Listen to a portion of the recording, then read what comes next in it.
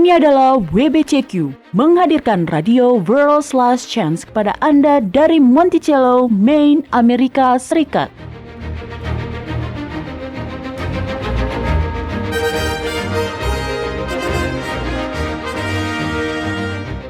Kejahatan brutal, kerusuhan politik, ketidakstabilan keuangan, semuanya mengarah pada sebuah krisis yang akan datang, krisis yang belum pernah terjadi sebelumnya.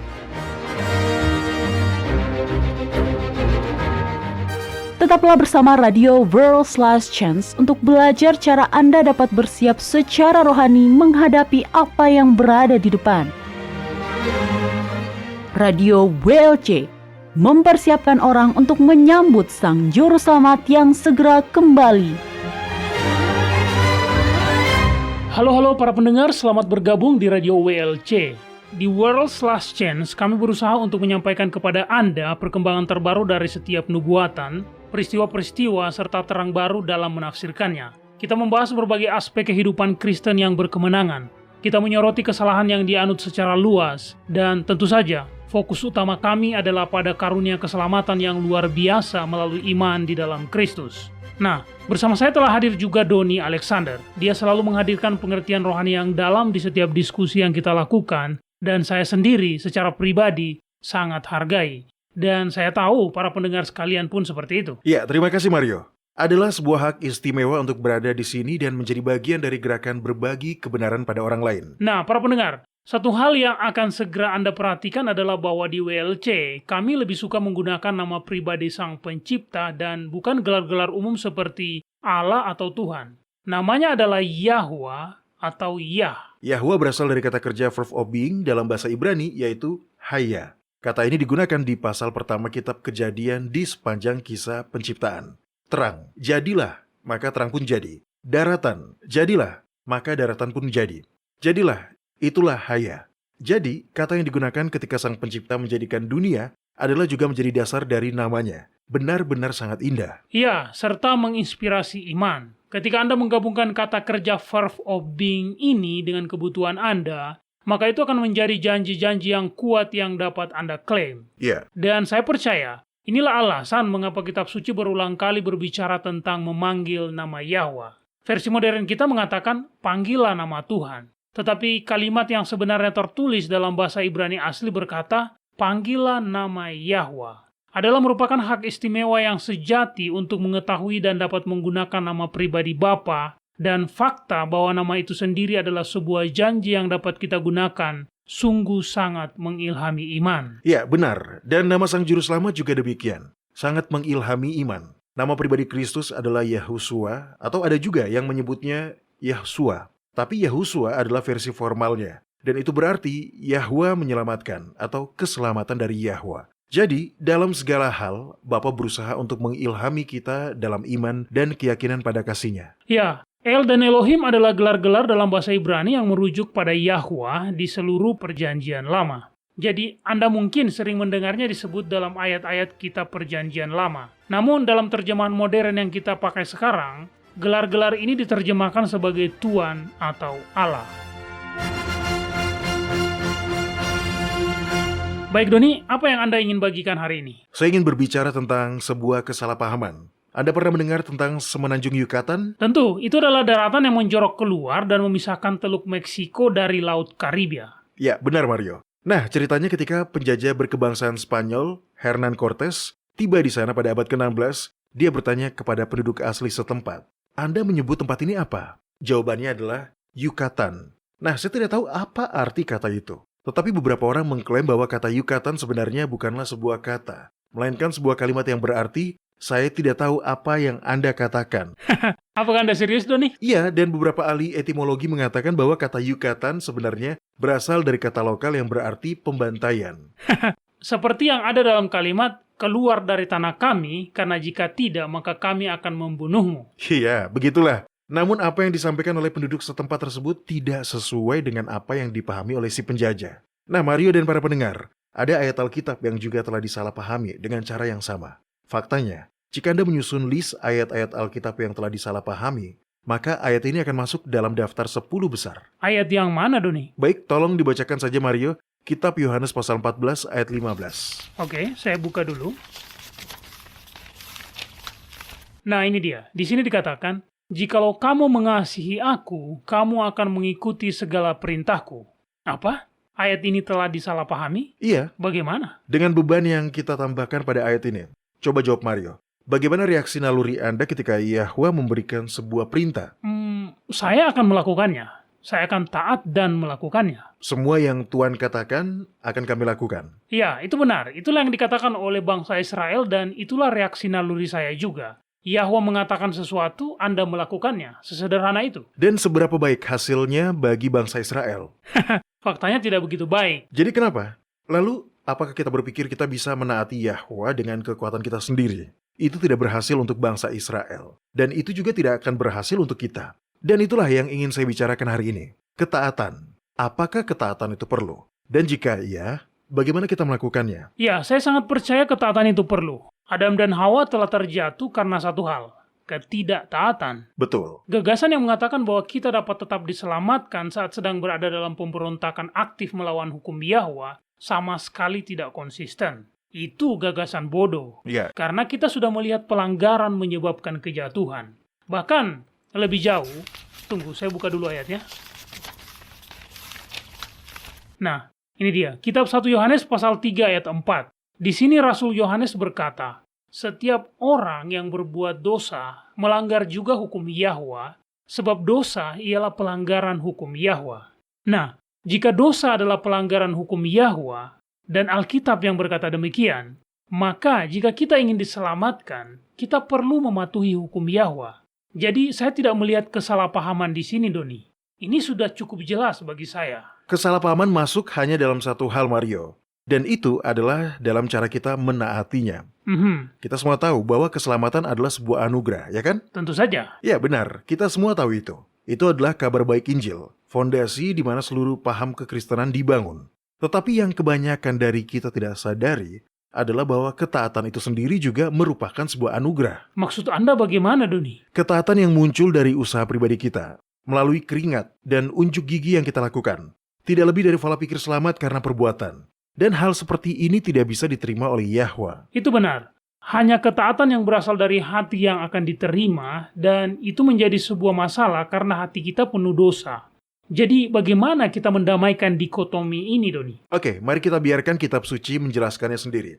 Tahukah Anda bahwa Martin Luther, reformator Protestan yang hebat itu, telah mati-matian menentang kitab Yakobus? Ya, saya pernah mendengar kisah terkait itu. Tapi sudah lama, Doni. Nah, Luther, seperti yang sudah diketahui semua orang Protestan, digunakan oleh Yahwa untuk memulihkan doktrin kebenaran atau pembenaran karena iman kepada dunia Kristen. Benar. Pada saat itu, Gereja Katolik mengajarkan bahwa apapun dosa yang Anda senang lakukan akan tetap dapat diampuni dengan hanya membeli sebuah surat indulgensi. Ya, apa Anda ingat satu orang yang dari Jerman itu? Dia membeli satu surat indulgensi agar dia dapat diampuni dari dosa mencuri. Lalu, dengan surat itu, dia kemudian mencuri semua uang dari Johann Tetzel, biarawan yang bertugas menjual surat indulgensi di Jerman. Iya, Anda tentu tidak mendapatkan pengampunan hanya dengan menambahkan lebih banyak uang ke kas kepausan. Tapi Anda juga tidak mendapatkan pengampunan melalui ketaatan.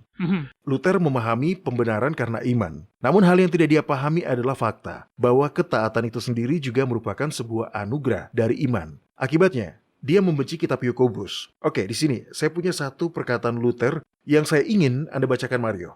Nah, ini dia. Silakan baca kalimat yang sudah ditandai ini. Oke, di sini dikatakan, oleh karena itu surat Santo Yakobus benar-benar sebuah surat sampah jika dibandingkan dengan surat-surat yang lain ini. Karena surat Santo Yakobus ini tidak memiliki sifat Injil. Ya. Wow, saya baru tahu Luther punya pernyataan seperti ini. Ini adalah sebuah kecaman yang cukup berat. Iya. Memang sangat disayangkan, tapi begitulah faktanya. Dan kitab Yakobus memiliki sebuah tempat yang sangat penting dalam kanon suci. Faktanya, kitab Yakobuslah yang memberi kita penjelasan yang sangat jelas tentang keterkaitan antara iman dan perbuatan. Oke, tolong dijelaskan lebih jauh, Doni. Baiklah, mari kita mulai dari awal. Apa keyakinan inti dari pesan Injil? Buka kitab Efesus pasal 2 dan bacakan ayat 4-10 untuk kita, Mario. Baik, kitab Efesus pasal 2 ayat 4-10. Tetapi Yahwa yang kaya dengan rahmat Oleh karena kasih-Nya yang besar, yang dilimpahkannya kepada kita telah menghidupkan kita bersama-sama dengan Kristus, sekalipun kita telah mati oleh kesalahan-kesalahan kita. Oleh kasih karunia, kamu diselamatkan. Dan di dalam Kristus Yahusua, Ia telah membangkitkan kita juga dan memberikan tempat bersama-sama dengan Dia di tempat surgawi. Supaya pada masa yang akan datang, Ia menunjukkan kepada kita kekayaan kasih karunia-Nya yang melimpah-limpah, sesuai dengan kebaikan-Nya terhadap kita dalam Kristus Yahusua. Sebab karena kasih karunia kamu diselamatkan oleh iman, itu bukan hasil usahamu, tetapi pemberian Yahwa. Itu bukan hasil pekerjaanmu. Jangan ada orang yang memegahkan diri. Karena kita ini buatan Yahwa, diciptakan dalam Kristus Yahusua, untuk melakukan pekerjaan baik yang dipersiapkan Yahwa sebelumnya. Dia mau supaya kita hidup di dalamnya. Keselamatan, sekali lagi, adalah sebuah pemberian gratis. Orang percaya yang rendah hati mengakses pemberian ini dengan iman. Tetapi itu tetaplah merupakan sebuah pemberian gratis. Benar. Tetapi setan telah merusak kebenaran yang indah ini. Seperti yang kita semua tahu, sama sekali tidak ada yang bisa dilakukan oleh siapapun untuk mendapatkan keselamatan. Jadi iblis telah membawa apa yang oleh mendiang teolog Jerman yang hebat, Dietrich Bonhoeffer, sebut sebagai anugerah murahan. Nah, disinilah Yakobus memberikan resolusi antara dua kubu yang berlawanan ini. Oke, bagaimana Anda mendefinisikan anugerah murahan ini, Doni? Mari kita biarkan Bonhoeffer mendefinisikannya karena dialah yang membuat istilah ini. Oke. Di sini saya sudah mendapatkan salinan bukunya yang berjudul The Cost of Discipleship. Tolong dibacakan, Mario, apa yang dikatakan di situ. Anugerah murahan adalah pemberitaan pengampunan tanpa membutuhkan pertobatan. Anugerah murahan adalah anugerah tanpa pemuritan, anugerah tanpa salib, anugerah tanpa Kristus. Dalam doktrin anugerah murahan, penekanan ditempatkan pada manfaat dari kekristenan, berkat yang menyertai keselamatan, dengan mengabaikan harga yang ditimbulkannya. Harga yang ditimbulkan? Iya, benar. Kedengarannya seperti legalisme. Tidak. Apakah Anda ingat perumpamaan Kristus tentang seorang pedagang yang membeli mutiara yang sangat mahal? Bagaimana dia mendapatkan mutiara itu? Dia pergi dan menjual semua miliknya. Ya, tepat. Dia harus rela menyerahkan segala miliknya agar bisa mendapatkan mutiara yang sangat berharga yang dalam perumpamaan itu merupakan simbol dari keselamatan. Apa yang Bonhoeffer katakan adalah bahwa mereka yang berfokus pada berkat-berkat keselamatan sambil mengabaikan atau menyangkal harga keselamatan telah secara sadar atau tidak sadar meyakini doktrin anugerah murahan. Mereka adalah orang-orang yang menuduh sesama orang Kristen legalisme. Setiap kali seseorang memperdebatkan sifat mengikat dari hukum Yahwa. Iya, karena jika hukum Yahwa masih mengikat, maka itu harus ditaati. Jadi mereka menyebut itu legalisme. Ya, benar. Saya sudah sampaikan sebelumnya bahwa kitab Yakobus, yang juga mengabarkan Injil, memegang tempat yang sangat penting dalam kitab suci. Karena ini adalah satu-satunya kitab di dalam Alkitab di mana kita menemukan penjelasan yang menyelesaikan kontradiksi yang tampak antara keselamatan sebagai pemberian cuma-cuma kasih karunia dengan fakta bahwa hukum Yahwa itu masih mengikat. Nah, begitu Anda menyadarinya, ini akan menjadi pembelajaran yang sangat menarik dan mencerahkan. Betul. Sekarang, yang sungguh ironis adalah Luther sebenarnya memahami bahwa iman diperlukan agar perbuatan baik dapat diterima oleh Yahwa. Mario, tolong baca kutipan ini. Ini berasal dari tulisan Luther yang berjudul Treatise on Good Works. Baik, di sini dikatakan, kita menemukan banyak orang yang berdoa, berpuasa, mengumpulkan amal, melakukan ini dan itu, menjalani kehidupan yang baik di hadapan manusia. Namun, jika Anda bertanya kepada mereka apakah mereka yakin bahwa apa yang mereka lakukan menyenangkan Tuhan, maka mereka akan berkata, tidak, atau mereka tidak tahu, atau mereka ragu. Dan ada beberapa orang yang sangat terpelajar yang menyesatkan mereka dan mengatakan bahwa mereka tidak perlu memastikan hal ini. Namun, di sisi lain, orang-orang yang sama ini tidak melakukan apa-apa selain mengajarkan perbuatan baik. Sekarang, semua perbuatan ini dilakukan di luar iman. Oleh karena itu, semuanya sia-sia dan mati. Karena sebagaimana hati nurani mereka nyata di hadapan Tuhan dan begitupun hal-hal yang mereka yakini, demikian pula perbuatan-perbuatan yang muncul darinya. Sekarang, mereka tidak memiliki iman,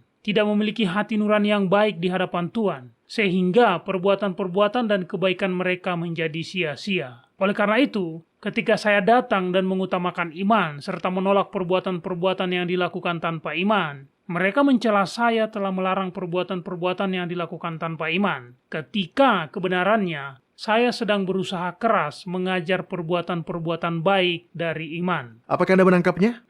Luther menggunakan istilah perbuatan-perbuatan baik, dan nama lain untuk istilah itu adalah ketaatan. Tanpa iman, tanpa hati yang dimurnikan, perbuatan baik Anda, ketaatan Anda adalah sia-sia. Dan itulah inti dari kitab Yakobus. Baiklah, Doni dan para pendengar, kita harus istirahat dulu sejenak, dan saat kita kembali nanti, kita akan membahas kitab Yakobus dengan lebih dalam.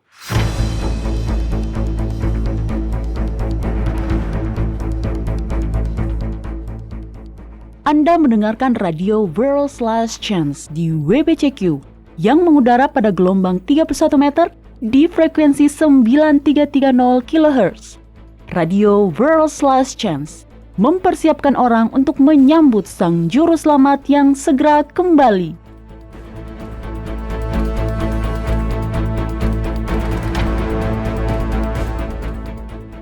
Kebanyakan orang Kristen pada zaman sekarang telah didoktrin bahwa hukum Yahwa telah dibakukan di atas salib. Hal ini pada gilirannya menjadi sebuah pembenaran untuk melanggar perintah keempat. Tidak lagi memelihara hari-hari raya Yahwa, makan daging yang haram, merayakan hari-hari raya penyembah berhala, dan seluruh praktek-praktek lain yang dilarang di dalam Alkitab. Adalah benar bahwa ada sesuatu yang telah dipakukan di atas salib. Tetapi itu bukanlah hukum ilahi. Semua pemerintah bergantung pada aturan hukum. Memang harus seperti itu. Karena jika tidak, maka akan ada kekacauan dan pemerintahan surga pun demikian. Untuk memahami dengan tepat apa yang sudah dan apa yang tidak dipakukan di kayu salib, kunjungi situs web kami di worldslastchance.com. Klik ikon radio WLC, pilih bahasa Indonesia, gulir ke bawah dan cari episode yang berjudul Apa yang telah dipakukan di atas salib. Pelajarilah kebenarannya, ini mungkin mengejutkan Anda. Tapi kebenaran ini indah dan terlebih lagi, hal ini konsisten dengan ayat-ayat lain dalam kitab suci. Sekali lagi, carilah episode yang berjudul Apa yang telah dipakukan di atas salib. Anda juga bisa mendengarkannya di YouTube. World's Last Chance telah membuat lebih dari 1.500 video dokumenter dalam lebih dari 30 bahasa. Kunjungi situs kami di worldslastchance.com atau nonton videonya pada channel WLC di YouTube. Video-video dokumenter baru tentang berbagai topik penting terus dirilis sepanjang waktu.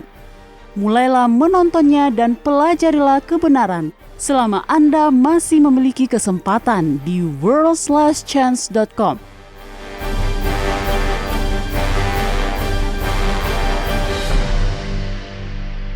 Baik, Mario dan para pendengar, mari kita bicara tentang iman dan perbuatan selama beberapa menit. Oke. Luther mengakui bahwa ada tempat bagi perbuatan-perbuatan baik, tetapi dalam perspektifnya yang terbatas, dia memandang perbuatan atau ketaatan sebagai lawan dari iman. Iman versus perbuatan. Iya benar, saya ingin berbicara tentang iman dan perbuatan.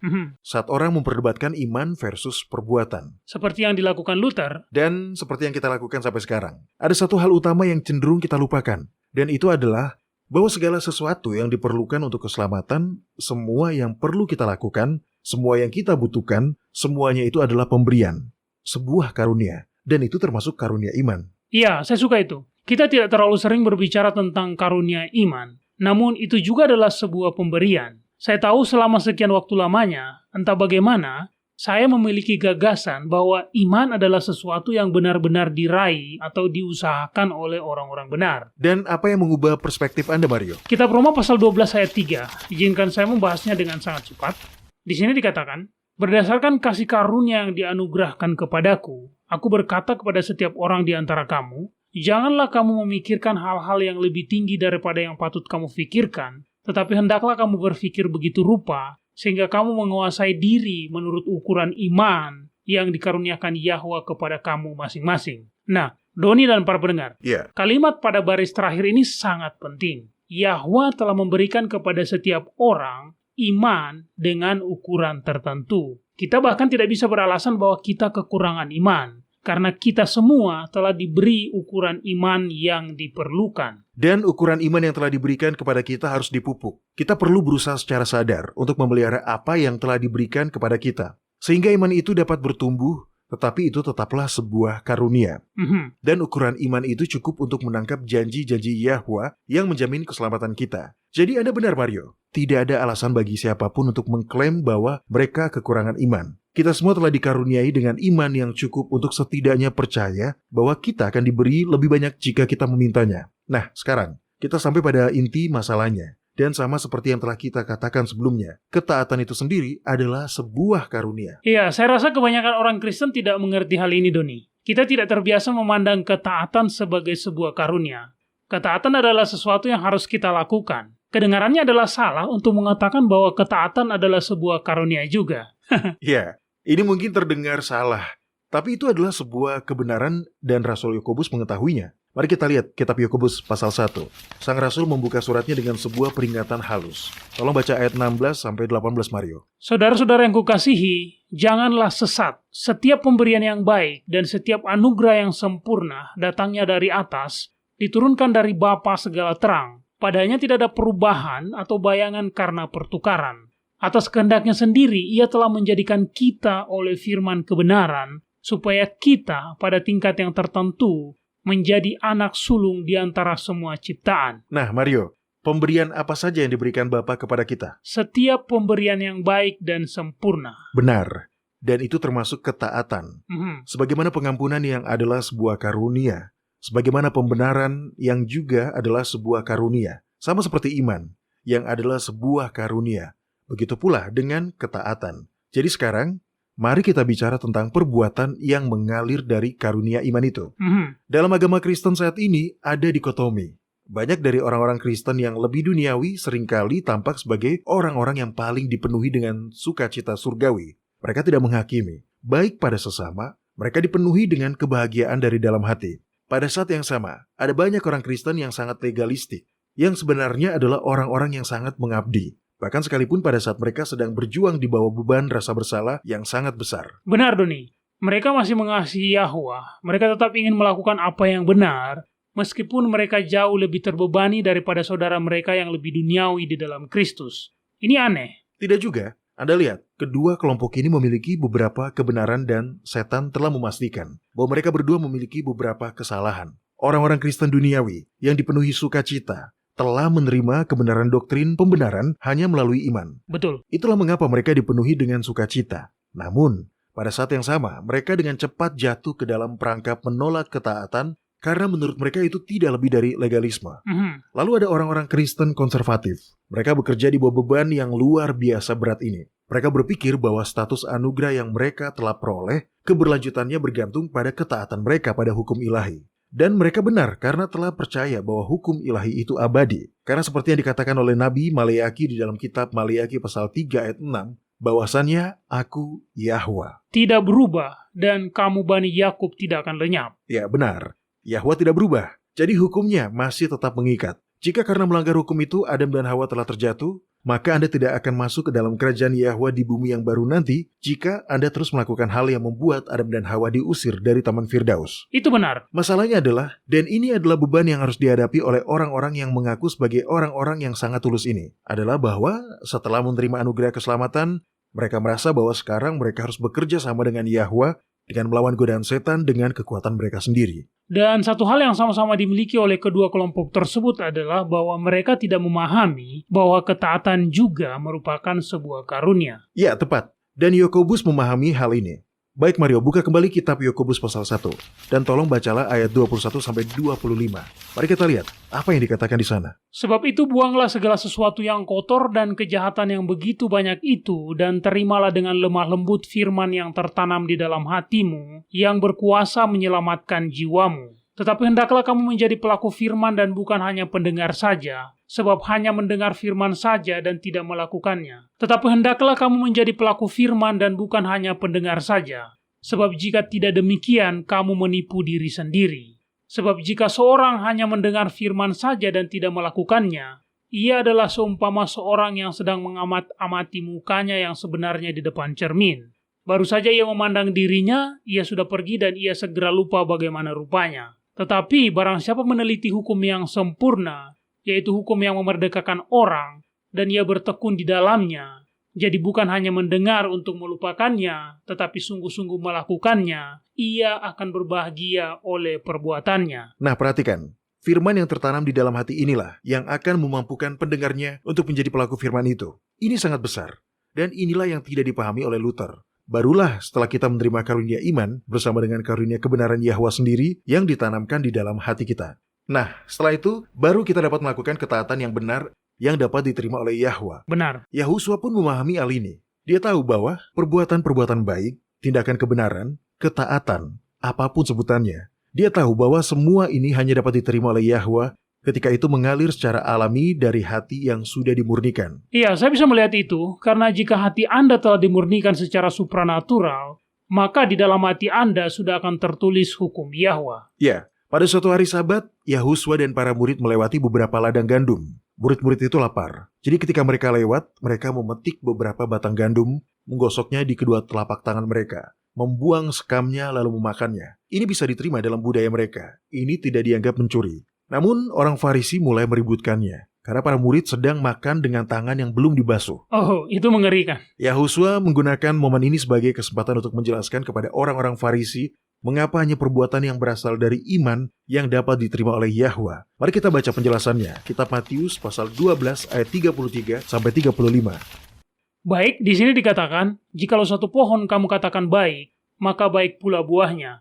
Jikalau satu pohon kamu katakan tidak baik, maka tidak baik pula buahnya. Sebab dari buahnya lah pohon itu dikenal. Hai kamu keturunan ular beludak, bagaimanakah kamu dapat mengucapkan hal-hal yang baik, sedangkan kamu sendiri jahat? Karena yang diucapkan mulut meluap dari hati. Orang yang baik mengeluarkan hal-hal yang baik dari perbendaharanya yang baik, dan orang yang jahat mengeluarkan hal-hal yang jahat dari perbendaharaannya yang jahat. Yahuswa tidak mengajari mereka dalam upaya untuk membuat mereka meningkatkan perbuatan-perbuatan mereka. Sebaliknya, dia menghimbau mereka untuk mengizinkan Bapa membersihkan hati mereka. Kemudian, pekerjaan yang mereka sebelumnya coba lakukan dengan usaha mereka sendiri akan mengalir dengan mudah dan alami. Ketaatan akan menjadi hasil dari memiliki hati yang diubahkan. Itu sendiri merupakan sebuah anugerah ilahi dari kuasa mencipta Yahwa.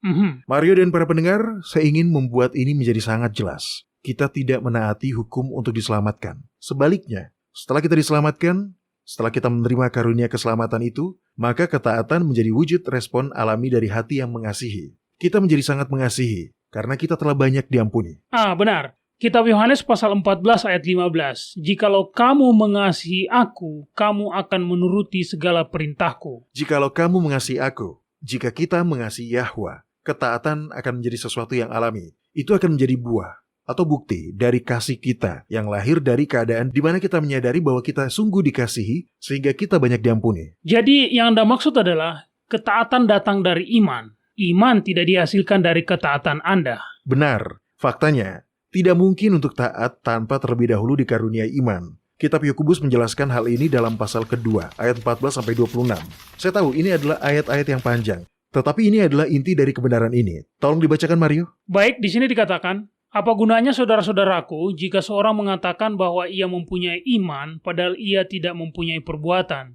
Dapatkah iman itu menyelamatkan dia? Jika seorang saudara atau saudari tidak mempunyai pakaian dan kekurangan makanan sehari-hari, dan seorang dari antara kamu berkata, "Selamat jalan, kenakanlah kain panas dan makanlah sampai kenyang," tetapi ia tidak memberikan kepadanya apa yang perlu bagi tubuhnya, apakah gunanya itu? Demikianlah juga halnya dengan iman. Jika iman itu tidak disertai perbuatan, maka iman itu pada hakikatnya adalah mati. Tetapi mungkin ada orang berkata, "Padamu ada iman dan padaku ada perbuatan." Aku akan menjawab dia, "Tunjukkanlah kepadaku imanmu itu tanpa perbuatan, dan aku akan menunjukkan kepadamu imanku dari perbuatan-perbuatanku."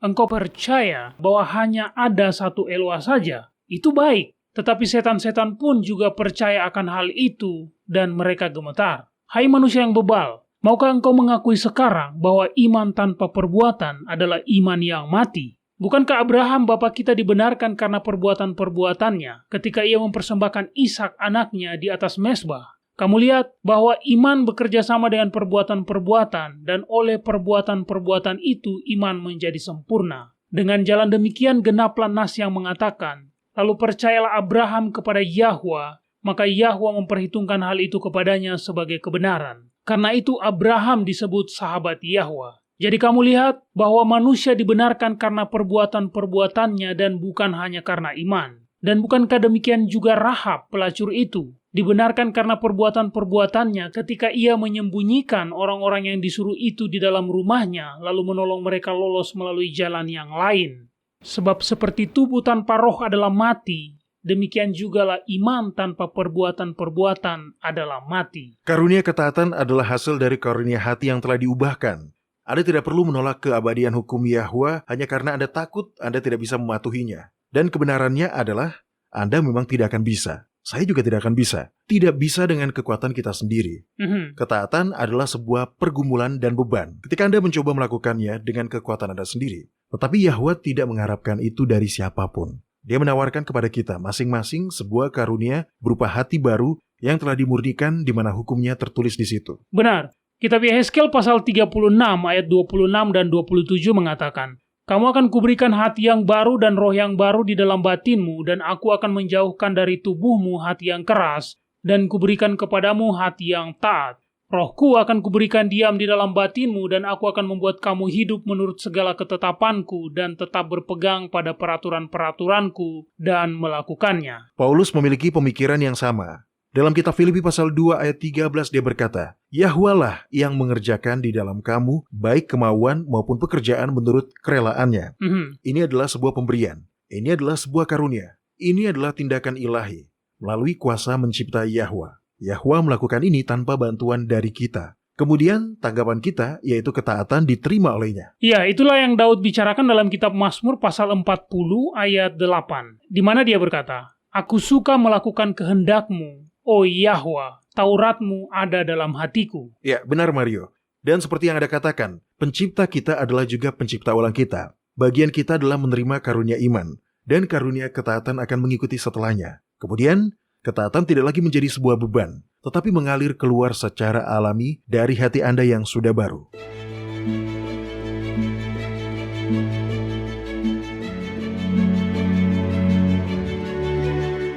Anda mendengarkan radio World's Last Chance di WBCQ yang mengudara pada gelombang 31 meter di frekuensi 9330 kHz. Radio World's Last Chance mempersiapkan orang untuk menyambut Sang Juru Selamat yang segera kembali.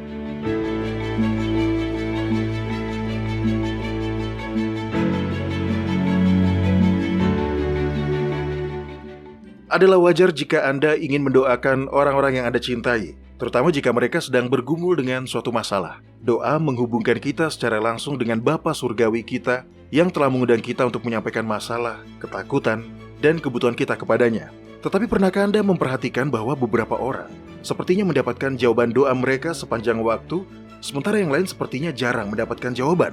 Jika Anda mengalami hal ini, Anda tidak sendiri. Walaupun Yahwa mendengarkan setiap doa yang dipanjatkan, namun ada beberapa doa yang lebih efektif. Yahwa tentu tidak pilih kasih, tetapi ada cara berdoa yang lebih efektif. Begitu Anda mempelajari bagaimana cara berdoa untuk mendapatkan jawaban yang jelas, maka hidup Anda dan kehidupan orang-orang yang Anda doakan tidak akan pernah sama lagi. Untuk mempelajari bagaimana cara sukses berdoa bagi orang lain, carilah episode radio yang berjudul Rahasia Doa Syafaat. Anda dapat mendengarkannya di YouTube atau kunjungilah situs web kami, worldslastchance.com, dan klik ikon radio WLC. Sekali lagi, carilah episode yang berjudul Rahasia Doa Syafaat. Dengarkanlah hari ini dan mulailah mendapatkan jawaban atas doa-doa Anda.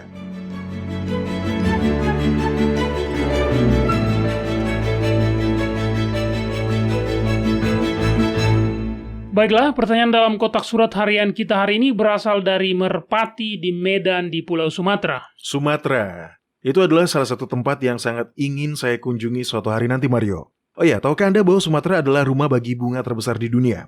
Warnanya merah tua dan sangat besar. Lebarnya mencapai 1 meter dan beratnya 7 kilogram. Ya, saya pernah mendengar tentang bunga itu. Baunya seperti daging busuk. Begitulah info yang saya dapat, Doni. Ya, infonya seperti itu. Oke, jadi apa pertanyaan Merpati? Dia menulis, WLC yang terkasih, saya benar-benar bergumul dengan sebuah situasi khusus. Seseorang baru-baru ini mengkhianati saya. Saya benar-benar bergumul bukan hanya pada rasa kecewa karena dikhianati, tetapi juga kemarahan. Saya tidak ingin perasaan ini menguasai saya, tetapi begitulah kenyataannya. Saya tahu saya harus memaafkan mereka, tetapi sejujurnya saya tidak tahu caranya. Dan saya tidak tahu apa yang harus saya lakukan dengan amarah yang meluap-luap yang saya rasakan terhadap orang yang sangat bersalah kepada saya. Apakah Alkitab memiliki janji atau petunjuk untuk situasi seperti ini? Ya, tentu ada. Pertama, saya ingin berkata, ada banyak orang Kristen dalam situasi Anda Merpati, dan seakan beban berat yang mereka pikul itu belum cukup. Mereka masih menambahkannya dengan rasa bersalah karena sudah larut dalam kemarahan. Namun kemarahan dengan sendirinya tidak selalu berarti dosa. Oke, ini menarik bagi saya, Doni. Saya selalu berpikir bahwa kemarahan itu adalah sebuah dosa. Anda tidak akan bisa benar-benar memberikan pipi yang lain jika Anda sedang marah. Banyak orang Kristen membuat asumsi itu, Mario. Tetapi saya ulangi, kemarahan dengan sendirinya tidak selalu berarti dosa. Alkitab berbicara tentang murka Yahwa. Nah, jika murka adalah sebuah dosa, Yahwa tidak akan merasakannya, bukan? Iya, jadi apa yang sedang Anda coba jelaskan, Doni? Kemarahan adalah respon yang normal dan sehat terhadap ketidakadilan. Itu adalah teriakan hati agar kesalahan diperbaiki dan menjadi kembali benar. Intinya adalah apa yang kita lakukan dengan amarah itu. Dan saya yakin, inilah inti dari pergumulan yang dialami merpati. Ada janji di dalam Alkitab yang diberikan khusus untuk keadaan seperti ini. Mario, tolong buka kitab Roma pasal 12 dan baca ayat 19. Oke. Ini adalah sebuah janji yang dapat diklaim ketika Anda mengalami aniaya, dan inilah yang akan memampukan Anda mengatasi semua pengkhianatan atau rasa sakit karena seseorang telah berbuat salah kepada Anda, sehingga kemarahan tidak akan sampai menguasai diri Anda. Baiklah, di sini dikatakan, saudara-saudaraku yang kekasih, janganlah kamu sendiri menuntut pembalasan, tetapi berilah tempat kepada murka Yahwa, sebab ada tertulis, pembalasan itu adalah hakku. Akulah yang akan menuntut pembalasan, firman Yahwa. Saat kita percaya pada Yahwa untuk memberikan keadilan bagi kita bisa melepaskan amarah yang kita rasakan. Itu adalah langkah penting dalam memaafkan orang yang telah berbuat salah kepada kita. Pengampunan bukanlah sebuah emosi. Itu adalah sebuah pilihan. Tolong diulangi, Doni. Pengampunan bukanlah sebuah emosi. Itu adalah sebuah pilihan. Dan begitu Anda percaya pada Yahwa untuk memberikan keadilan, Anda dapat membuat pilihan itu. Sebesar apapun luka atau amarah yang sedang Anda rasakan, itu tidak berarti bahwa Anda harus berekonsiliasi dengan orang yang bersalah pada Anda. Saya tidak tahu bagaimana bentuk pengkhianatan yang dialami oleh merpati, tetapi ini adalah prinsip yang harus diingat. Rekonsiliasi dan pengampunan adalah dua hal yang berbeda. Ya. Pengampunan adalah tindakan yang Anda lakukan untuk mengikuti teladan Yahwa yang telah mengampuni dosa-dosa kita. Namun, rekonsiliasi hanya bisa dilakukan ketika pihak yang bersalah telah bertobat dari kesalahannya. Benar, itu poin yang bagus, Doni. Pada akhirnya, hanya orang berdosa yang telah bertobatlah yang akan memperoleh hidup yang kekal, sedangkan orang-orang yang terus bertahan dalam pemberontakan tidak akan memperolehnya. Ya, benar. Jadi menghentikan penganiayaan, menghentikan pelecehan, atau pengkhianatan, atau apapun masalahnya, adalah persyaratan untuk rekonsiliasi. Tetapi untuk pengampunan, semua itu tidak perlu. Pengampunan adalah sebuah pilihan. Dan itu adalah pilihan yang lebih mudah dibuat begitu kita menyadari bahwa kita dapat mempercayai Yahwa untuk menegakkan keadilan. Oke, saya ingin berbagi ayat dari kitab Yeremia pasal 9 ayat 23 dan 24. Tidak hanya untuk merpati, tapi juga untuk semua orang. Nah, Doni dan para pendengar, ketika Anda telah dianiaya dan Anda tidak memiliki cara untuk mendapatkan keadilan, ini adalah sebuah janji lain yang dapat Anda klaim. Beginilah firman Yahwa. Janganlah orang bijaksana bermegah karena kebijaksanaannya. Janganlah orang kuat bermegah karena kekuatannya. Janganlah orang kaya bermegah karena kekayaannya. Tetapi siapa yang mau bermegah, baiklah bermegah karena yang berikut. Bahwa ia memahami dan mengenal aku. Bahwa akulah Yahwa yang menunjukkan kasih setia, keadilan, dan kebenaran di bumi. Sungguh, semuanya itu kusukai. Demikianlah firman Yahwa. Itu sungguh adalah sebuah janji yang sangat menenangkan. Benar, janji ini selalu sangat berarti bagi saya. Janji ini mengatakan bahwa Yahwa menyukai keadilan. Jika Anda telah dirugikan, Anda dapat mempercayainya untuk mewujudkan keadilan tersebut. Oke, Doni. Selanjutnya pertanyaan dari Sue dan Chad McDowell di Atlanta, Georgia, Amerika Serikat. Oh iya, Atlanta. Mengikat jerapah ke tiang telepon adalah sebuah tindakan ilegal. Apa? Di mana Anda mendapatkan info seperti ini, Doni? Nah, pertanyaan yang lebih baik adalah insiden apa yang menyebabkan mereka mengesahkan peraturan seperti itu? Benar-benar, itu gila. Baiklah, Sue dan Chad menulis, beberapa waktu yang lalu kami menonton video Anda tentang asal-usul perayaan Natal yang ternyata berasal dari perayaan para penyembah berhala. Setelah melakukan studi lebih lanjut tentang masalah ini, kami telah diyakinkan untuk tidak lagi merayakan Natal. Masalahnya ada pada keluarga kami. Natal selalu menjadi waktu bagi kami untuk berkumpul dan menghabiskan waktu bersama keluarga dan bertemu dengan orang-orang terkasih yang tidak bisa kita temui sepanjang tahun. Jika kami menjauh, mereka tidak akan menerimanya. Nasihat apa yang dapat Anda berikan kepada kami terkait cara menangani persoalan ini? Ya, itu situasi yang agak sulit ya. Ya, begitulah. Apalagi jika berhadapan dengan keluarga yang tidak memiliki keyakinan serupa, akan sangat mudah menimbulkan rasa sakit hati. Anda ingin bersaksi, tetapi Anda tidak ingin menyinggung perasaan. Bagaimana Anda menjaga keseimbangan dalam situasi seperti ini? Dalam segala situasi yang seperti ini, cara terbaik untuk keluar dari jebakan Dan perangkap hubungan antar pribadi yang penuh emosi adalah dengan bertindak berdasarkan prinsip. Nah, Mario, tolong buka kitab Matius pasal 10. Di sini, Kristus memberi kita prinsip yang sangat luas yang dapat diterapkan dalam banyak situasi berbeda. Apakah Anda sudah mendapatkannya? Ya, Baik, silakan dibacakan di ayat 16, Mario. lihat, aku mengutus kamu seperti domba ke tengah-tengah serigala, sebab itu hendaklah kamu cerdik seperti ular dan tulus seperti merpati. Yahusua memahami semua persoalan terkait hubungan keluarga yang sulit. Saudara tirinya sendiri tidak menerima dia sebagai Mesias sampai setelah kematiannya. Dalam kitab Matius pasal 10, dia berkata, Anda akan mendapati diri Anda berada dalam situasi sulit, bahkan situasi berbahaya. Solusinya adalah dengan menjadi bijaksana seperti seekor ular, sambil bertindak tulus seperti seekor burung merpati. Oke, itu adalah sebuah prinsip yang baik untuk diikuti, tetapi bagaimana kita melakukannya, Doni? Dalam situasi Su dan Chad, tindakan praktis seperti apa yang bisa dilakukan? Bagaimana mereka bisa bertindak bijaksana seperti ular namun tetap tulus seperti merpati? Dengan menghindari dosa. Dalam hal ini perayaan Natal sambil mengasihi orang-orang berdosa, dalam hal ini keluarganya. Yahwa adalah El, pengatur waktu. Benar. Bulan Desember, dalam kalender Masehi Gregorian tetaplah berada di bawah kendali Yahwa. Kehidupan ini ada dan waktu terus berlanjut karena kekuatan dan kuasanya. Jadi, mengadakan acara perkumpulan keluarga tidak secara otomatis menjadi sebuah dosa, hanya karena itu masuk ke dalam jadwal terbaik orang-orang di bulan Desember. Ya, menurut saya pergi ke rumah kakek nenek untuk makan tidak akan menjadi masalah. Tetapi bagaimana jika mereka melakukan pertukaran hadiah? Itu semua adalah bagian dari tradisi Natal. Konteks adalah segalanya. Kita memberikan hadiah di waktu-waktu lain di sepanjang tahun, dan itu tidak menjadi masalah. Jika pertukaran hadiah secara terang-terangan terkait dengan bagian dari perayaan Natal, cukup sampaikan konfirmasi sederhana. Katakan saja, kami tidak lagi merayakan hari Natal. Jadi tidak masalah jika Anda tidak memberikan kami hadiah. Tapi tentu saja kami dengan senang hati akan tetap mengikuti perkumpulan keluarga di tahun-tahun mendatang.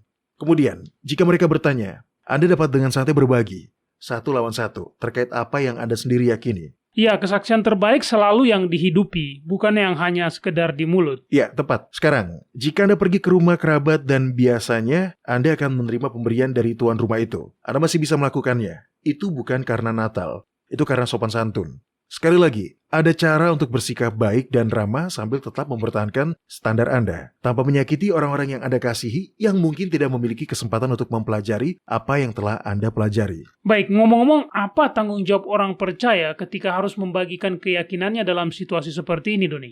Ini bisa menjadi canggung karena bagi banyak orang, Natal adalah waktu terbaik setiap tahun. Mereka bersemangat untuk bertemu dengan anggota keluarga. Mereka mempersiapkan acara Natal itu. Lalu Anda datang mencela perayaan ini dan menyebutnya perayaan berhala. Jadi, sudah pasti mereka akan membencinya. Iya, tentu saja. Disinilah kita perlu menjadi bijak seperti seekor ular. Anda tidak perlu membuat mereka merasa buruk pada sesuatu yang mereka telah nantikan. Berbahagialah karena mereka gembira. Kasihilah mereka sebagai keluarga. Anda tidak perlu bersikap sok suci. Saat ditanya, bagikan kesaksian Anda. Tapi jika mereka tidak bertanya, biarlah kehidupan Anda menjadi pembuka bagi Roh Kudus untuk menarik mereka. Baik. Sekarang buka kitab Lukas pasal 15 dan bacakan ayat 1-7 untuk kita Mario. Ini adalah panduan kita terkait cara menangani interaksi semacam itu. Baik, di sini dikatakan, para pemungut cukai dan orang-orang berdosa biasanya datang kepada Yahusua untuk mendengarkan dia. Maka bersungut-sungutlah orang-orang Farisi dan ahli-ahli Taurat katanya. Ia menerima orang-orang berdosa dan makan bersama-sama dengan mereka. Lalu ia mengatakan perumpamaan kepada mereka. Siapakah di antara kamu yang mempunyai 100 ekor domba, dan jikalau ia kehilangan seekor di antaranya, tidak meninggalkan yang 99 ekor di padang gurun dan pergi mencari yang sesat itu, sampai ia menemukannya. Dan kalau ia telah menemukannya, ia meletakkannya di atas bahunya dengan gembira, dan setibanya di rumah, ia memanggil sahabat-sahabat dan tetangga-tetangganya, serta berkata kepada mereka, "Bersukacitalah bersama-sama dengan aku, sebab dombaku yang hilang itu telah kutemukan." Aku berkata kepadamu, demikian juga akan ada sukacita di sorga karena satu orang berdosa yang bertobat, lebih daripada sukacita karena 99 orang benar yang tidak memerlukan pertobatan. Ada pepatah lama yang mengatakan Anda bisa menangkap lebih banyak lalat dengan madu ketimbang cuka. Anda tidak perlu mencela siapapun. Bukan tugas Anda untuk meyakinkan hati orang-orang. Itu adalah pekerjaan Roh Kudus. Tugas Anda hanyalah menunjukkan kasih, kebaikan, dan kasih sayang seperti yang dilakukan Yahusua. Itulah yang menarik orang berdosa datang pada Kristus. Dan prinsip ini selalu sesuai dalam situasi sosial apapun. Benar, karena kebaikan selalu terbayar. Baik para pendengar, silakan kirimkan pertanyaan dan komentar Anda Cukup klik hubungi kami di worldslastchance.com.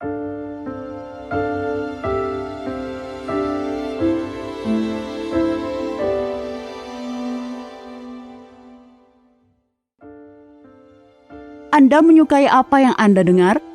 Kunjungi situs kami di worldslastchance.com untuk mendengarkan episode-episode lain dari program radio kami. Radio World's Last Chance mempersiapkan orang untuk menyambut Sang Juru Selamat yang segera kembali.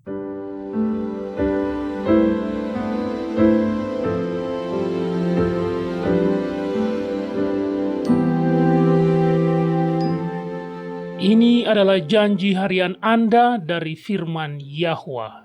Chanda Miller sangat senang saat mengetahui dirinya hamil. Bayi adalah sebuah berkat dan Chanda sebagai seorang ibu memimpikan hari di mana dia bisa bertemu dan menggendong bayinya. Namun pada minggu ke-9, dia mulai mengalami pendarahan. Dokternya merujuk dia untuk melakukan pemeriksaan ultrasound, tetapi perawat tidak dapat menemukan detak jantung bayinya. Tidak hanya itu, perawat juga tidak bisa menemukan bayi itu. Dokter dipanggil untuk meminta pendapat kedua, tetapi dokter juga tidak dapat menemukan detak jantung atau bahkan bayi. Lebih banyak tes lagi telah dilakukan. 1 minggu setelah USG pertama, Chanda menerima email yang berbunyi, "Sepertinya kehamilan Anda yang baru mulai tumbuh ini telah berhenti bertumbuh. Anda bisa menunggu jaringannya keluar dengan sendirinya, atau kita bisa menggunakan obat untuk mempercepat keguguran, atau kita bisa menjadwalkan operasi pembersihannya." Chanda patah hati. Dia berada di antara pilihan, membiarkan kandungannya secara alami gugur, atau meminum obat untuk memaksakan keguguran, atau melakukan operasi pembersihan. Itu adalah pilihan yang tidak pernah diharapkan akan dibuat oleh wanita manapun. Dalam minggu itu, harapannya untuk mendapatkan seorang bayi harus terputus. Saat Chanda menangis dan berduka atas kehidupan anaknya yang sepertinya tidak akan pernah ada, dia memutuskan bahwa satu-satunya hal yang dapat dia lakukan untuk bayinya adalah dengan menyerahkannya ke tangan Yahwa dan membiarkan tubuhnya melakukan apa yang seharusnya dilakukan secara alami. Namun, setelah 1,5 minggu berikutnya, tubuhnya masih belum mengalami keguguran, sehingga dia dan suaminya menjadwalkan operasi pembersihan.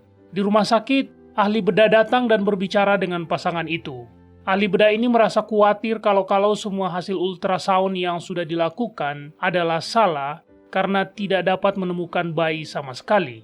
Jadi sebelum masuk ke ruang operasi, dia ingin melakukan USG 1 kali lagi untuk memastikan apa ada kemungkinan kanker atau kista ovarium yang mungkin menyerupai kehamilan. Kemungkinan terkena kanker sangat menakutkan, tetapi Chanda memutuskan bahwa jika dia bisa mempercayai Yahwa terkait bayinya, maka dia juga bisa mempercayai Yahwa terkait tubuhnya sendiri. Beberapa menit kemudian, saat USG terakhir dilakukan, dia merasa lega mendengar teknisi berkata, "Nah, ini bayinya. Oh, bagus. Itu artinya itu bukan kanker." Kemudian kata-kata yang paling mengejutkan dari semuanya adalah, sepertinya detak jantungnya bagus. Pergerakannya cukup bagus di dalam." Apa?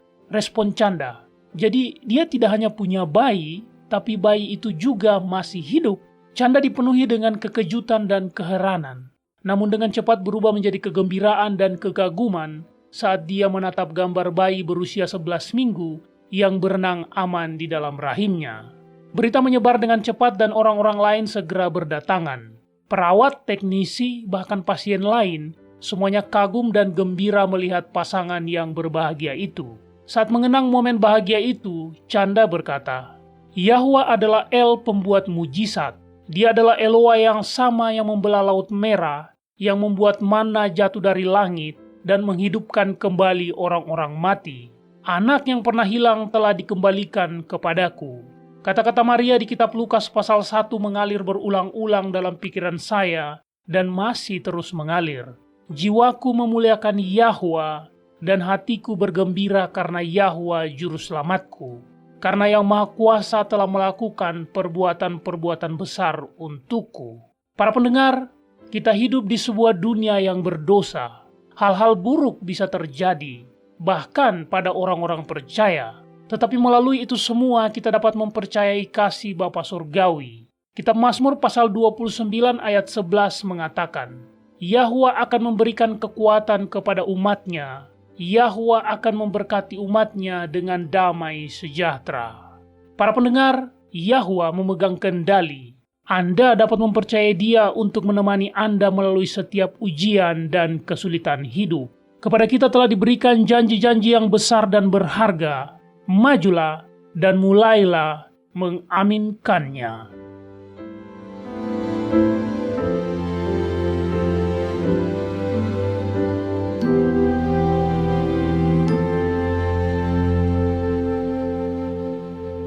World's Last Chance berdedikasi untuk mempersiapkan orang menyambut Sang Juru Selamat yang segera kembali. Acara siaran radio harian kami tersedia dalam 7 bahasa berbeda dari seluruh dunia dan masih banyak bahasa-bahasa lain lagi yang akan mengudara. Video-video dan artikel-artikel kami telah diterjemahkan ke dalam lebih dari 30 bahasa berbeda. Dan kami tidak hanya fokus pada salah satu poin pengajaran. Kami bersedia untuk bekerja sama dengan surga untuk membawa semua kebenaran ke dunia. Artikel-artikel dan video-video kami mencakup berbagai topik-topik penting pada pertumbuhan dan pembangunan dari perjalanan kekristenan. Kami menghadirkan materi yang mencakup kesalehan praktis di dalam kehidupan sehari-hari, doktrin Alkitabiah yang benar-benar hanya didasarkan pada firman Yahwa, kalender Sang Pencipta, dan nubuatan akhir zaman yang penting untuk Anda ketahui. Kami bahkan membahas berbagai macam angin pengajaran yang palsu yang telah digunakan oleh setan untuk menipu banyak orang. Dan mengungkapkan mengapa itu salah dan apa yang benar berdasarkan Alkitab. Kunjungilah kami hari ini di worldslastchance.com. Pelajarilah kebenaran di hari-hari terakhir ini.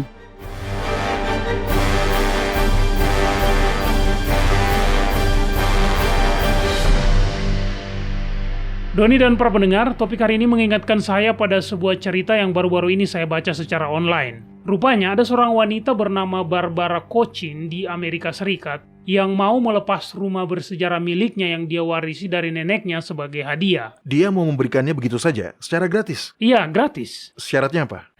Anda tahu pasti ada syaratnya, ya kan? Iya. Ini adalah sebuah rumah besar dengan 4 kamar tidur. Ada lantai kayu yang indah. Bahkan di bagian atasnya terdapat ruang kupola pribadi. Dari gambar yang saya lihat, arsitekturnya terlihat seperti rumah era Victoria, seperti rumah kerajaan Inggris, Doni. Saya ulangi, Mario. Apa syaratnya? Syaratnya adalah Anda dapat memiliki rumah itu secara gratis, tapi Anda harus memindahkannya. Jika Anda mengambil alih kepemilikan rumah, maka hanya rumahnya yang akan Anda dapatkan. Tanah, tempatnya bertumpu, bukan milik Anda. Jadi, Anda dapat memilikinya jika Anda menginginkannya. Tetapi, menurut pemilik saat ini, butuh biaya sekitar 800 juta rupiah untuk memindahkannya, dan sekitar 3 juta tambahan lagi untuk memperbaikinya. Ya, jadi tidak semenarik yang orang bayangkan, Mario. Begitulah, jika sesuatu terdengar terlalu bagus untuk menjadi kenyataan, biasanya karena Itu bohong. Ya, betul sekali. Jadi mengapa ini mengingatkan Anda pada topik kita hari ini, Mario? Nah, ini lebih karena kebalikannya. Sebagai manusia kita cenderung curiga terhadap hal-hal yang tampak terlalu bagus untuk menjadi kenyataan. Pertanyaan Anda adalah contoh kasus yang sempurna. Saya sampaikan bahwa ada seorang wanita yang mau melepas rumahnya secara gratis dan pertanyaan pertama Anda adalah, Apa syaratnya? iya, dan sayangnya sikap ini juga terbawa ke masalah rohani. Kabar baik dari Injil adalah bahwa keselamatan adalah sebuah pemberian cuma-cuma melalui iman dalam jasa darah Yahuswa. Itu sungguh adalah kabar baik. Namun, secara tidak sadar kita mulai bertanya-tanya, apa syaratnya? benar, kita tahu bahwa darahnya menutupi dosa-dosa kita dan kita berdiri di hadapan Yahwa seolah-olah kita tidak pernah berdosa. Tetapi kemudian, entah bagaimana, kita memutarbalikkan otak kita dan berpikir bahwa pemberian itu untuk masa lalu kita. Tetapi, ke depan, kemampuan kita untuk mempertahankan anugerah keselamatan itu ada di tangan kita. Kemenangan akan bergantung pada kita, akan bergantung pada seberapa keras perjuangan tak kenal lelah yang kita lakukan untuk mendapatkan kemenangan itu. Atau setidaknya perjuangan kita dikuatkan oleh kuasa Yahwa. Iya, tapi kebenarannya sama sekali tidak seperti itu. Tentu, Yahwa tidak akan melakukan apapun yang bertentangan dengan keinginan kita. Bagaimanapun, Dia adalah pencinta kebebasan dan akan selalu menjamin kebebasan memilih kita. Tapi di luar itu, semuanya adalah Dia. Bahkan iman yang diperlukan untuk bisa mendapatkan kemenangan pun adalah sebuah karunia. Dan memang hanya begitulah caranya. Jika Anda memikirkan sejenak apa yang Alkitab sudah ungkapkan tentang hari-hari yang akan datang, maka kita akan tahu bahwa kita sedang berada di ambang pintu akhir zaman. Dalam arti yang nyata. Ya, dalam artian nyata. Seperti yang dinubuatkan oleh kitab Wahyu pasal 8 dan 9, kita menghadapi kelaparan di seluruh dunia, kekeringan di seluruh dunia, dan kekurangan pasokan air minum. Dan ketika itu terjadi, orang-orang akan mulai memperebutkan sedikit sumber daya yang tersisa itu. Dan tentu saja penyakit selalu menyertai kelaparan dan kekeringan. Belum lagi berhentinya perdagangan, terganggunya kehidupan sehari-hari seiring kemerosotan hidup masyarakat. Ya, dan itu semua akan terjadi sebelum iblis melakukan invasi. Setan-setan secara nyata akan tampil seperti makhluk luar angkasa dan menipu dunia. Anda dapat membacanya di kitab Wahyu pasal 8 dan 9. Dan kemudian iblis akan datang dan menyamar sebagai sang juru selamat. Tetapi yang terburuk dari semuanya adalah kegelapan rohani. Akan muncul keyakinan yang membingungkan. Ya, sudah muncul. Saat Yahwa memulihkan kebenaran, iblis berperang dengan cara yang belum pernah terjadi sebelumnya untuk melawan pemulihan kebenaran ini. Setan menyebarkan kesalahan dan memastikan orang-orang meyakini dan tinggal dalam kesalahan itu. Kita tidak bisa melewati hari-hari terakhir ini dengan kekuatan atau kebijaksanaan kita sendiri. Kita bahkan tidak dapat melakukannya dengan kekuatan dan kebijaksanaan kita yang dikombinasikan dengan kekuatan dan kebijaksanaan Yahwa. Hanya Yahwa sendiri yang bisa. Bukan Yahwa plus Doni sama dengan kemenangan, tapi hanya Yahwa saja. Bagian kita hanyalah membuat pilihan untuk menerima karunia itu. Hanya itu yang bisa kita lakukan. Terimalah karunia yang ingin Yahwa berikan. Kemudian, dan hanya setelah itu, kita akan mulai melihat kemenangan saat Yahwa mengerjakan di dalam kita, baik kemauan maupun pekerjaan menurut kerelaannya. Ya, ketaatan yang datang dari iman, bukan iman yang datang dari ketaatan. Ini adalah sebuah karunia dan tanpa syarat. Bukalah kitab Mazmur pasal 103 dan bacalah ayat 11-14. Ayat-ayat ini menggambarkan kasih Yahwa dan anugerah yang Dia berikan dengan cara yang sangat mendalam. Silakan bacakan setelah Anda mendapatkannya, Mario. Baiklah, di sini dikatakan, tetapi setinggi langit di atas bumi, demikianlah besarnya kasih setianya atas orang-orang yang takut akan Dia. Sejauh timur dari barat, demikian dijauhkannya daripada kita pelanggaran kita. Seperti Bapa sayang kepada anak-anaknya, demikianlah Yahwa sayang kepada orang-orang yang takut akan Dia. Sebab Dia sendiri tahu apa kita, Dia ingat bahwa kita ini debu. Dia tahu kita tidak bisa melakukannya. Dia ingat bahwa kita adalah debu. Dan hal yang terindah adalah, Dia tidak mengharapkan kita untuk melakukannya. Kita begitu sibuk mencemaskan apa persyaratannya. Kita meletakkan beban bagi diri kita sendiri untuk kemudian berusaha mengatasinya dengan kekuatan kita sendiri. Itu adalah beban yang tidak pernah diberikan Yahwa kepada kita semua. Dia tahu itu mustahil bagi kita. Benar. Sebagai orang tua, apakah Anda meminta anak Anda melakukan sesuatu yang mustahil dia lakukan? Tidak, tentu saja tidak. Andalah yang akan menolong anak Anda dalam situasi seperti itu, Doni. Iya, tepat. Dan itulah yang dilakukan Yahwa. Dia yang menolong kita. Dia memberikan kita kekuatannya. Dia memberi kita karunia iman sehingga kita dapat mengklaim setiap janji yang kita butuhkan. Dia memberi kita bukan hanya upah dari jasa kematian Yahuswa yang tidak berdosa, tetapi juga upah dari jasa kehidupannya yang tidak bercacat. Nah, yang harus kita lakukan adalah mempercayai firman-Nya dan menerima karunia yang Dia berikan dengan iman. Amin. Tak seorang pun di dalam kerajaan Yahwa yang akan pernah mengklaim telah mengambil bagian dalam membawa diri mereka sendiri ke sana. Baiklah para pendengar, bergabunglah kembali bersama kami besok. Sampai jumpa dan ingat, Yahwa mengasihi Anda dan Dia aman untuk dipercaya.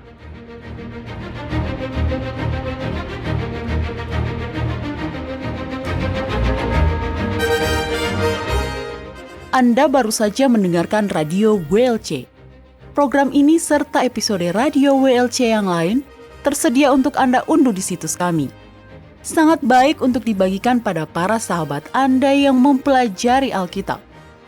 Ini juga sumber yang bagus bagi orang-orang yang beribadah kepada Yahwa sendirian atau di rumah.